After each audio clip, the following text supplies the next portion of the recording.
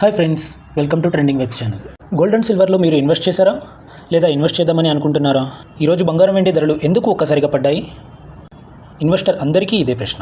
అయితే నేను మీకు ఈ 3 మేజర్ రీజన్స్ చెప్తాను, జాగ్రత్తగా వినండి. ముందు మన ఛానల్కి ఒక లైక్ చేస్తూ గోల్డ్ అండ్ సిల్వర్లో ఇన్వెస్ట్ చేద్దామన్న ఆలోచన ఉన్న మీ ఫ్రెండ్స్ అండ్ ఫ్యామిలీ మెంబర్స్కి షేర్ చేయండి. మొదటి కారణం, అమెరికాలో వడ్డీ రేట్లు పెరిగే అవకాశం ఉందన్న అంచనాలు. వడ్డీ రేట్లు పెరిగితే ఇన్వెస్టర్లు బంగారం, వెండి వంటి వడ్డీ రాని ఆస్తుల కంటే డాలర్ మరియు బాండ్ల వైపు ఎక్కువగా మొగ్గు చూపుతారు. రెండో కారణం ఏంటంటే అమెరికన్ డాలర్ బలపడటం. బంగారం మరియు వెండి ధరలు డాలర్లలో నిర్ధారించబడతాయి, కాబట్టి డాలర్ బలపడితే గ్లోబల్ డిమాండ్ తగ్గుతుంది. మూడో కారణం, ఇటీవల బంగారం మరియు వెండి బాగా పెరగడంతో చాలామంది ట్రేడర్లు లాభాలు బుక్ చేసుకున్నారు. దీనివల్ల అమ్మకాల ఒత్తిడి పెరిగింది. అలాగే మార్కెట్లో భయాలు కొంత తగ్గడంతో సేఫ్ హ్యావెన్ డిమాండ్ కూడా తగ్గింది.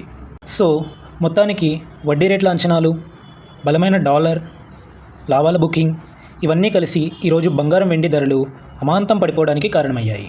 ఇలాంటి మార్కెట్ అప్డేట్స్ మిస్ అవ్వకూడదంటే లైక్ చేయండి, షేర్ చేయండి, మా ఛానల్